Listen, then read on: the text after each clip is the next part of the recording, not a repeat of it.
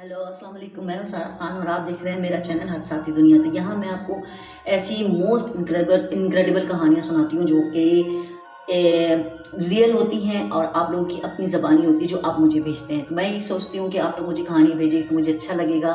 Like subscribe करना तो बिल्कुल ना भूला करें, ख़ासतौर पर मैं अपने शहर पेशावर की बात कर रही हूँ।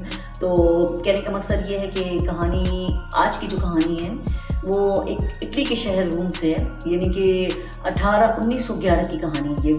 इस कहानी में आप देखेंगे कि एक ऐसी ट्रेन जिसमें 106 मुसाफिर रवाना हुए और अपने मंजिल तक नहीं पहुंच सके।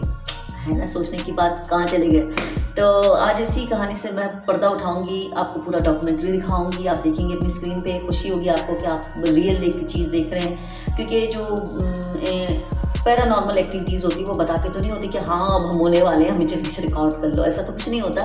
तो जाहिर सी बात है, आप अपनी कहानी मुझे भेजें, मैं आप लोगों की कहानी आप लोगों की पिक्चर के साथ यहाँ लगाऊंगी। तो लाइक करना, सब्सक्राइब करना तो प्लीज़ मत भूला करें ना, ये तो ना किया करें ना।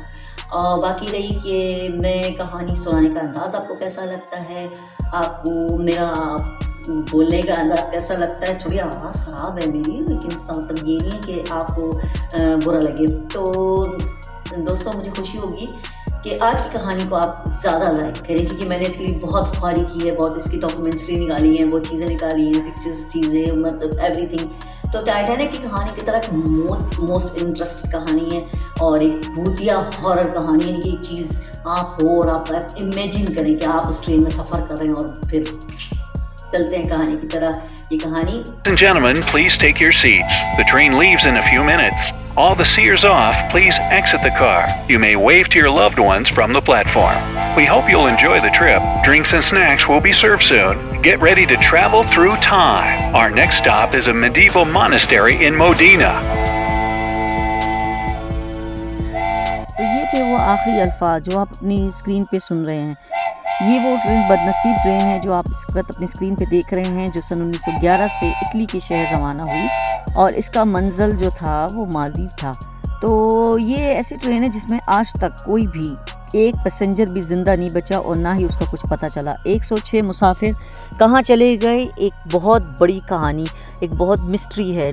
जिस तरह के आपने टाइटैनिक में देखा होगा कि किस तरह वो एक बड़ी कंपनी थी जिसने एक बहुत बड़ा जहाज़ लॉन्च किया था, हज़ारों लाखों लोग गए थे, एक बहुत प्यारा सेटअप था, हर चीज़ थी, लेकिन कहाँ चली गई। यही कहानी वो भी इस तरह ही है। तो जुलाई सन 1911 ये ट्रेन रवाना हुई अपने मंजिल मकसूद की तरफ। बहुत प्यारा सफ़र था, एक हरा भरा माहौल था, खाना पीना सब कुछ उस ट्रेन के अंदर मौजूद था।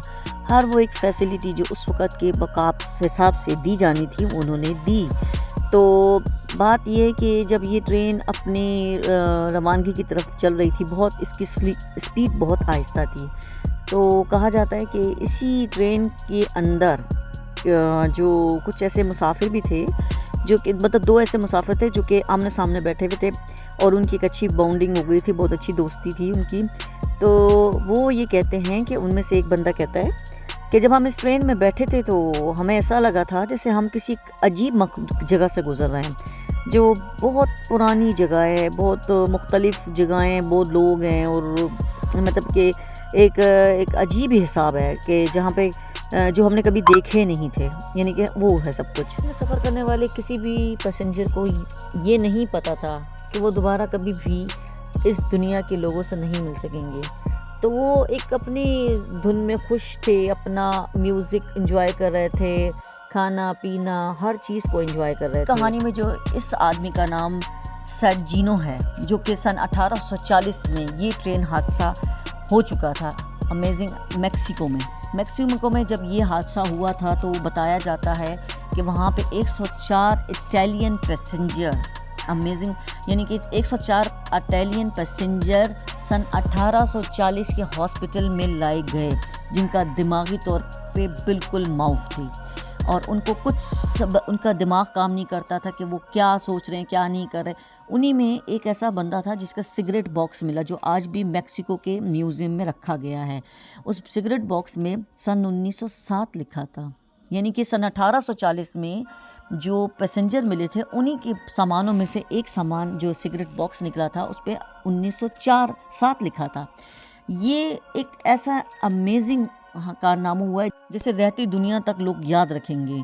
दोबारा ये ट्रेन सन 1955 में एक ऐसे यूक्रेन में देखी गई, एक ऐसा इलाका जहाँ एक पसमानदा एक गरीब इलाका था, जहाँ पे एक स्टेशन मास्टर खड़ा हुआ था, अपने नाइट ड्यूटी कर रहा था। वो कहता है कि मैंने एक ह्यूज बहुत बड़ी ट्रेन देखी जो कि बग़ैर ट्रैक के चलती हुई आई और आके मेरे सामने से होती हुई, यानी कि मैं वहाँ पे खड़ा हुआ था, देख रहा था अपनी आंखों से एक ओल्ड मॉडल ट्रेन जो कि पुराने ज़माने की ट्रेन थी, मेरे सामने होती हुई, धुआं छोड़ती हुई। वो इंजन, यानी कि वो पहले ज़माने का जो वो ट्रेन चलती थी कोयले से चलती थी, तो कहता है वो मेरे सामने से होती हुई पहाड़ों की तरफ गायब हो गई। तो वो बड़ा हैरान हुआ। नेक्स्ट डे उसने ये सारी बात आगे की फैलाई। तो ये कहा जाता है कि काफ़ी लोगों ने ये चीज़ आज तक मतलब देखते हैं। कभी कभी ऐसा होता है कि लोग जब अपने पुराने इलाकों में कहीं जाते हैं और अपना सारा सेटअप मतलब बनाते हैं, कुछ भी करना होता है, उनको जाना होता है, तो वो कहते हैं कि हमने अक्सर इलाकों में, यूरोप में हमने ये चीज़ देखी है कि एक बहुत बड़ी कंपनी थी, उन्होंने कहा था कि हम यहाँ पे एक पुल बनाएंगे एक जगह से दूसरी जगह का मतलब, लेकिन उस पुल बनाने से पहले जो वो इलाका था उसमें काफ़ी कब्रें मिली थी। कुछ पता नहीं चला वो कब्रें किसकी थी, कौन थे, लेकिन 104 कब्रें। एक हैरत अंगेज़ कहानी है, मुझे खुद समझ नहीं आ रहा। काफ़ी लोग या जो साइंसदान ये कहते हैं कि ये ज़मीनी जो वाइब होती हैं, जो हमारे ज़मीन के जो वेब होती हैं, वेब जो होती हैं, ये ज़मीन से कनेक्टेड होती हैं, तो ये शायद इस वजह से ये मतलब हो सकता है गायब हो गई हैं। लेकिन सच्ची बात बताऊं तो ये एक टाइम ट्रैवल था, एक बहुत ह्यूज टाइम ट्रैवल, और एक ऐसा बड़ा सुराख जिसमें आज तक चाह के कोई नहीं मिला। आपने बरमुदा ट्रायंगल का भी सुना होगा, जहाँ पे जहाज़ जाते हैं तो फिर दोबारा नहीं मिलते। हो सकता है ये कहानी आपने इससे पहले भी कहीं सुनी हो, देखी हो, लेकिन ये कहानी एक बहुत मिस्टीरियस कहानी है, एक बहुत मज़ेदार, एक ऐसी इनक्रेडिबल कहानी है जिसका आज तक कुछ पता नहीं चला। ये कहानी में जब ये ब्लास्ट हुआ था पहाड़ों में और अर्थक्वेक फिर आया, यानी कि एक बहुत चीज़ों का पता नहीं चला कि वो ना उनका कोई सुराग मिला, ना उनकी कोई पुर्जा मिला ट्रेन का, कुछ ऐसा नहीं मिला जिसकी वजह से कह सकें कि ये ट्रेन जो है एक जगह से दूसरी जगह मूव हुई है। तो बहुत सारे मुसाफिर इसमें सफ़र कर रहे थे, बहुत सारे लोग थे। इन मुसाफिरों में हर एक मुसाफिर की अपनी एक दास्तान बन के रह गई। अखबारों में, रसालों में, दुनिया के हर जगह इस ट्रेन का चर्चा।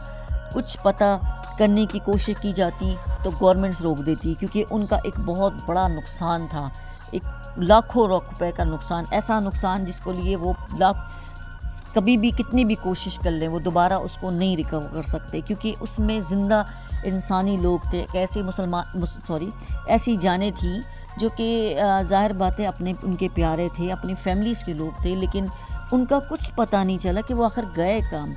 कुछ ऐसा उनका कोई लिंक हो, कुछ ऐसा पता चले।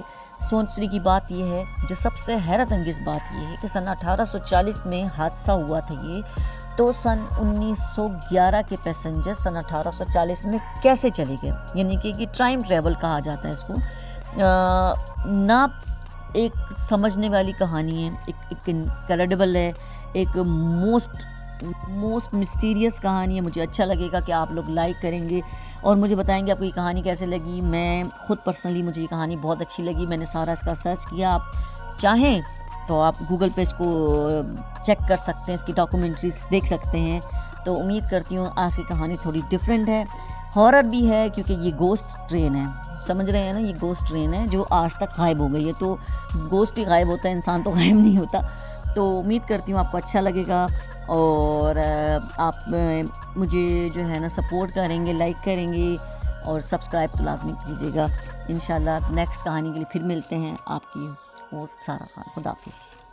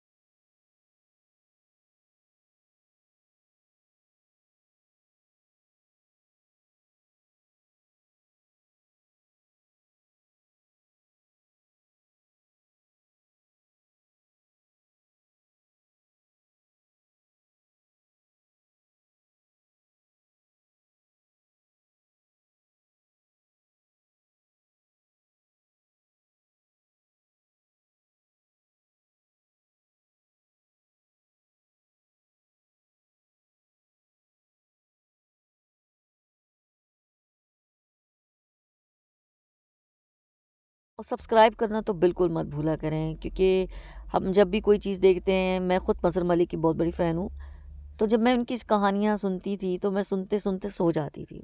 तो ये है कि मैं भूल जाती थी कि मुझे सब्सक्राइब भी करना मतलब सॉरी लाइक भी करना है। तो दोस्तों चलती हूँ, उम्मीद है आपको अच्छी लगी होगी। नेक्स्ट कहानी के लिए इजाज़त दीजिए। खुदा हाफिज़।